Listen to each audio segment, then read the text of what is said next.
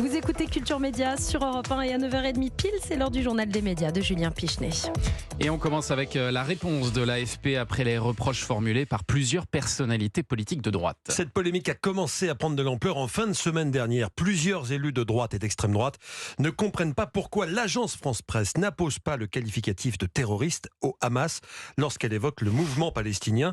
Marine Le Pen du Rassemblement national se demande pourquoi l'AFP se refuse à indiquer que le Hamas est un groupement terroriste.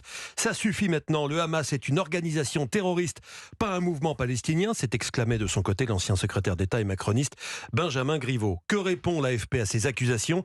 J'ai joint Boris Bachortz, directeur de la marque et de la communication de l'AFP. Il rappelle qu'il ne s'agit pas d'un traitement particulier accordé au Hamas. Il s'agit de la pratique éditoriale qui est la nôtre depuis 15 à 20 ans. Nous avons fait le constat que le mot terroriste s'est progressivement vidé de son sens. Nous, notre mission, elle n'est pas de coller une étiquette, elle est de rapporter les faits. Le sujet, c'est de rendre compte, comme on l'a fait le 7 octobre, des massacres de masse commis par le Hamas contre des civils israéliens le plus précisément possible. Et ça, on l'a fait par des centaines de reportages, de photos, de vidéos qui sont souvent insoutenables et qui, à notre sens, parlent infiniment plus qu'un seul mot. Boris Bachortz qui tient aussi à préciser que Reuters et Associated Press, les deux autres grandes agences de presse historiques, appliquent le même principe, à savoir ne pas qualifier des groupes ou des mouvements sans attribuer directement l'utilisation de ce mot ou sans utiliser des guillemets. Et puis une chronique de Guillaume Meurice sur France Inter déclenche la polémique. Dimanche soir, sur la radio publique, l'humoriste a qualifié le Premier ministre israélien, je le cite, de nazi sans prépuce, ce qui provoque évidemment de vives réactions d'internautes anonymes qu'il compare à Dieudonné ou appelle à des sanctions, mais aussi de personnalités comme l'avocat Gilles William Goldnadel qui envisage de porter plainte, ou encore du rabbin Delphine Horviller qui lui a répondu sur Twitter, prépuce ou pas, moi je serais plutôt en faveur de circonscrire le temps d'antenne de Guillaume Meurice. De circoncire le temps d'antenne de Guillaume Meurice et le mandat de Netanyahou aussi, mais ça c'est une autre histoire. Ah si seulement les Juifs contrôlaient les médias, a-t-elle écrit. Et puis Facebook et Instagram payants, eh bien c'est pour bientôt, Julien. Si vous voulez les utiliser sans publicité, il faudra payer entre 9,99 € et 12,99 € par mois. Wow. Le groupe Meta, qui en a fait l'annonce hier, cherche ainsi à se conformer à la législation européenne sur les données personnelles et la publicité ciblée. En fait, payer vous permettra ainsi de ne pas laisser le groupe américain récolter des données personnelles à des fins publicitaires. Quand faudra-t-il payer ? Meta n'a pas indiqué la date exacte, mais a simplement précisé en novembre. 10 € pour utiliser Facebook et Instagram. C'est le prix d'une plateforme avec des films. Vous pourrez le continuer à utiliser, mais vous aurez les publicités et on pourra collecter des données concernant. D'accord.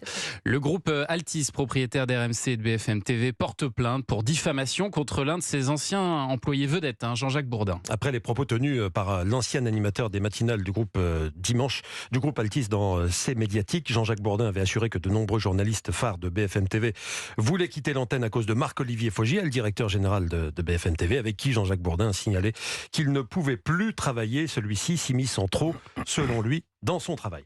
Et puis que se passe-t-il à TF1 ? La 11e saison de la Star Academy qui commence samedi a été raccourcie. 3 élèves qui devaient intégrer le château ont été mis de côté. Ils ne seront donc pas 16 les élèves, mais 13.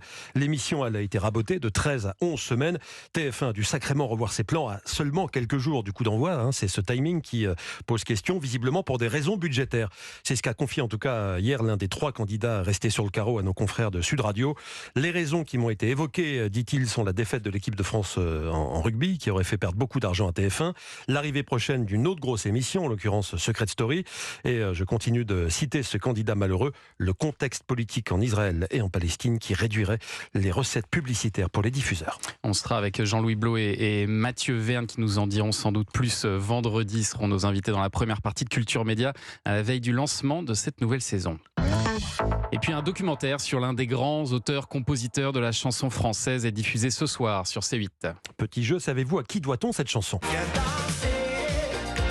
Et Gilbert Montagnier, évidemment, Jérôme chante, mais Didier Barbelivien. Évidemment, Didier Barbelivien, bien sûr. C'est facile, une chanson sur 2 en France. Voilà, exactement. 2000 chansons au total, 2000 chansons dans son répertoire. Il a tout écrit ou presque.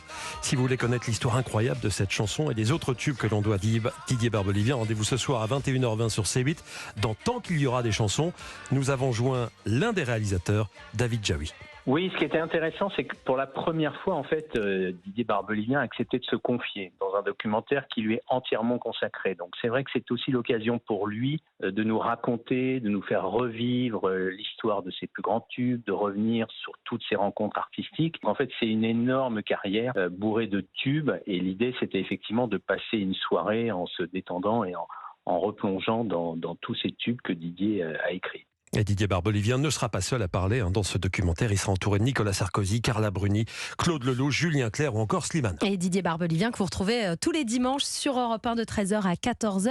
Et ce dimanche, il recevra Géraldine Danon dans son émission Dis-moi ce que tu chantes, la réalisatrice de Flo qui sera avec nous. Allez, dans une petite demi-heure maintenant. Exactement. Et puis Julien, on revient également sur la disparition d'une voix familière de la bande FM. On a appris hier la mort de Philippe Despont qui officiait depuis 2011 chez nos amis et voisins de RFM. Il était encore là à l'antenne vendredi dernier comme tous les jours entre midi et 16h. Il avait également officié sur Europe 2, sur Virgin Radio, sur Énergie dans les années 90 ainsi que sur la chaîne musicale MCM au début de la chaîne. Plusieurs de ses collègues lui ont rendu hommage sur les réseaux sociaux, notamment Pat Angeli ou encore Bruno Guillon qui ont salué sa gentillesse, son élégance et son amour pour la radio, tout comme Albert Spano, son collègue d'RFM où il anime les matinales avec Caroline Iturbide.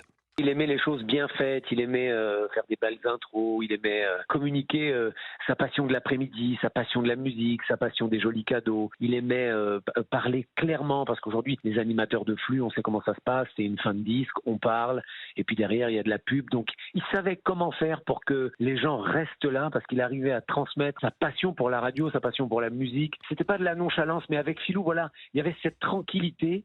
Albert Spano évoquant avec beaucoup d'émotion son ami et collègue d'RFM Philippe Despont qui nous a quittés brutalement ce week-end. Merci Julien pour ce journal des médias dont toutes les infos sont à retrouver dans notre newsletter média. Inscription gratuite sur europe1.fr. Dans un instant, notre question média, mais d'abord un petit peu de musique, Anis.